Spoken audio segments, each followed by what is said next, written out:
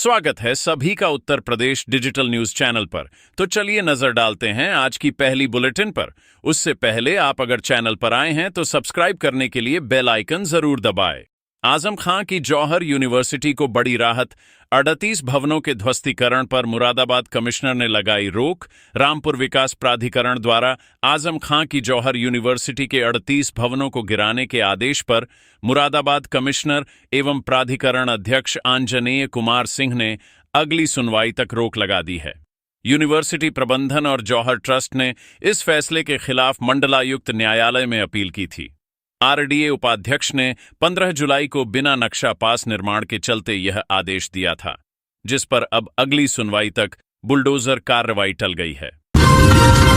नहर में बहकर आए सील पैक्ड मोबाइल, लोगों ने बुलंदशहर में कूदकर निकाले। जांच में सामने आया अहमदाबाद फोन लूटकांड।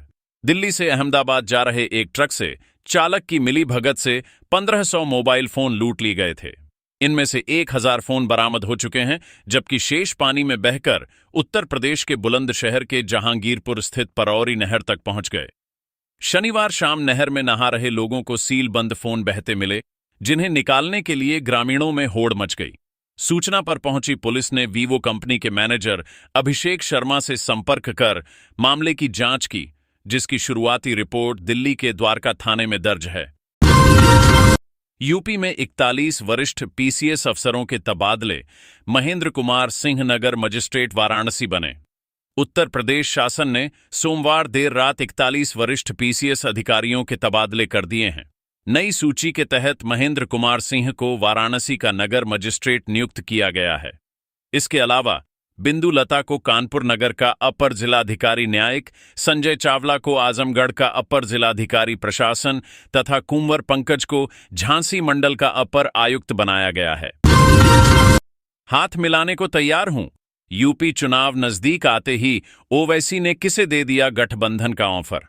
उत्तर प्रदेश के मुरादाबाद में एक जनसभा को संबोधित करते हुए एआईएमआईएम प्रमुख असदुद्दीन ओवैसी ने समाजवादी पार्टी और भारतीय जनता पार्टी पर जमकर हमला बोला है।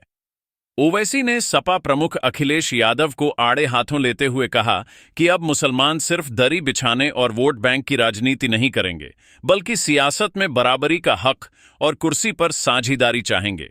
साथ ही आगामी चुनावों को लेकर विपक्ष के सामने गठबंधन का प्रस्ताव भी रखा है। ओपी राजभर ने अखिलेश यादव पर कसा तंज, कहा राहुल गांधी आपके बड़े भैया, अब मान भी लीजिए। सुभाषपा प्रमुख एवं कैबिनेट मंत्री ओम प्रकाश राजभर ने सपा अध्यक्ष अखिलेश यादव पर निशाना साधते हुए कांग्रेस नेता राहुल गांधी को उनका बॉस करार दिया है।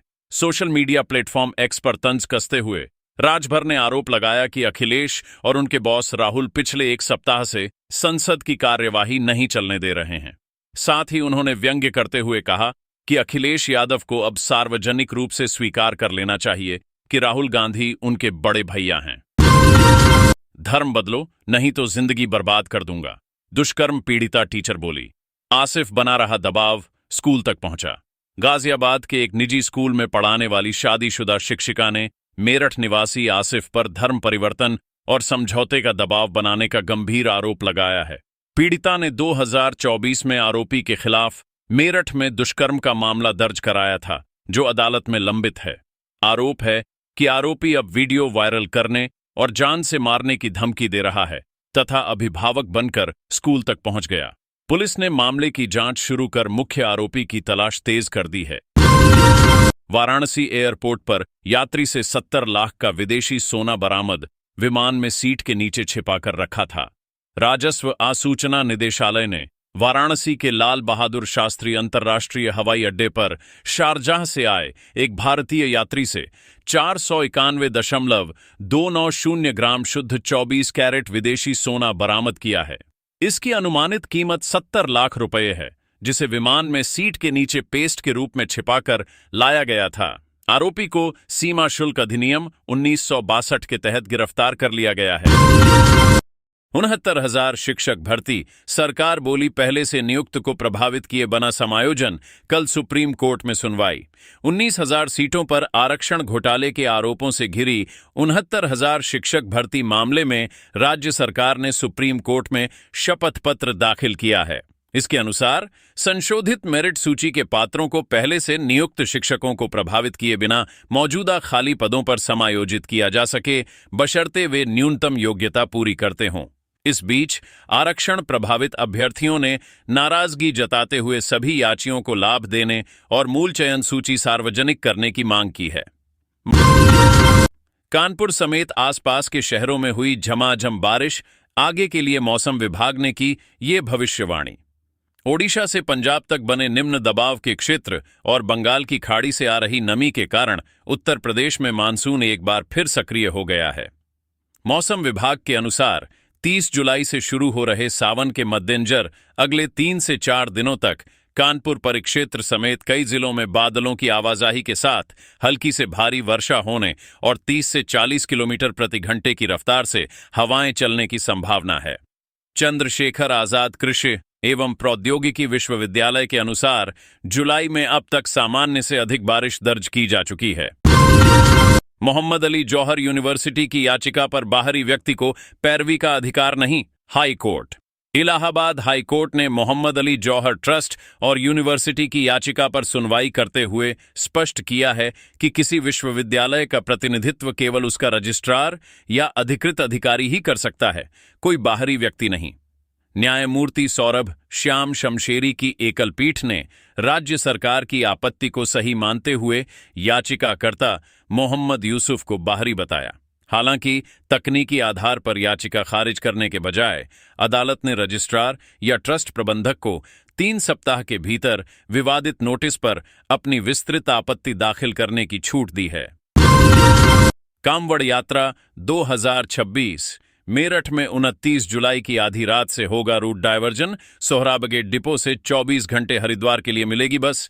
कांवड़ यात्रा को शांतिपूर्ण संपन्न कराने के लिए मेरठ में जिलाधिकारी वीके सिंह और एसएसपी की समीक्षा बैठक के बाद 69 जुलाई की आधी रात से रूट डायवर्जन लागू करने का निर्णय लिया गया है। NH 58 पर हल्के और मध्यम वाहन बाईं लेन पर चलेंगे, जबकि एक तरफ कांवड़ यात्री रहेंगे। श्रद्धालुओं की सुविधा के लिए सोहराबगेट डिपो से हरिद्वार के लिए 24 घंटे रोडवेज बसें मिलेंगी। प्रशासन ने स्पष्ट किया है कि गंगा एक्सप्रेसवे और दिल्ली देहरादून एक्सप्रेसवे पर कांवड़ यात्री नहीं चलेंगे। बाढ़ में फंसे लोगों के लिए संकट मोचन बनेगा हनुमान रथ। 3 करोड़ की लागत, जमीन पर दौड़ेगा, पानी पर तैरेगा। गोंडा की करनैलगंज व तरबगंज तहसीलों में राहत हेतु सदर विधायक प्रतीक भूषण सिंह ने विशेष वाहन प्रशासन को सौंपा। इसका सफल ट्रायल हुआ। यह बाढ़ में खाद्यान्न व दवाएं पहुंचाने में मददगार होगा। दूसरी तरफ कानपुर में गंगा बैराज का जलस्तर 113 और शुक्लागंज में 111 मीटर पहुंच गया है, जो चेतावनी बिंदु से महज 2 मीटर नीचे है। गाय को राष्ट्रमाता घोषित करने का अभियान, मथुरा में डीएम को झांपन, मेरठ में अलग अंदाज। उत्तर प्रदेश के मथुरा, मेरठ, बरेली और वाराणसी में गाय को राष्ट्रमाता घोषित करने की मांग को लेकर साधु संतों और हिंदू संगठनों ने जोरदार अभियान चलाया है। मथुरा में 11 लाख लोगों के हस्ताक्षर वाला झांपन जिलाधिकारी को सौंपा गया, जबकि मेरठ में भजन कीर्तन करते हुए और वाराणसी में बुलडोजर के साथ पदयात्रा निकालकर प्रदर्शन किया गया। संतों ने चेतावनी दी है कि गौ रक्षा के बिना सनातन धर्म और राष्ट्र की कल्पना नहीं की जा सकती है तथा इसके बाद अब दिल्ली स्तर पर राष्ट्रीय आंदोलन चलाया जाएगा। वाराणसी में इजरायली ड्रैगन फ्रूट की खेती, लाखों कमाई। किसानों के लिए क्यों है यह येलो गोल्ड? वाराणसी के मुर्दहा गांव के निवासी और प्राथमिक शिक्षक आनंद भाई पटेल ने जिले में पहली बार इजरायली पीले ड्रैगन फ्रूट की खेती कर एक नई पहल शुरू की है। 4 साल पहले शुरू किए गए इस अभिनव प्रयास में उन्होंने 550 पौधे लगाकर 1.5 से 2 लाख रुपए का मुनाफा कमाना शुरू कर दिया है, जिसे येलो गोल्ड भी कहा जाता है। पौधों के पूर्ण विकसित होने पर यह आय 4 से 5 लाख रुपए तक पहुंचने की उम्मीद है और ऑनलाइन माध्यम से इसकी बिक्री की जा रही है। महाराजगंज के 15 चौराहों पर हाईटेक ANPR और PTZ कैमरों का पहरा, अब ऑनलाइन कटेगा ई-चालान, अपराधी सावधान। महाराजगंज के 15 प्रमुख चौराहों और तिराहों पर 48 लाख रुपए की लागत से आधुनिक ANPR और PTZ कैमरे लगाए गए हैं। इनसे यातायात नियमों का उल्लंघन करने वाले वाहनों की नंबर प्लेट स्वतः स्कैन होगी और वाहन स्वामी का ऑनलाइन ई-चालान कट जाएगा।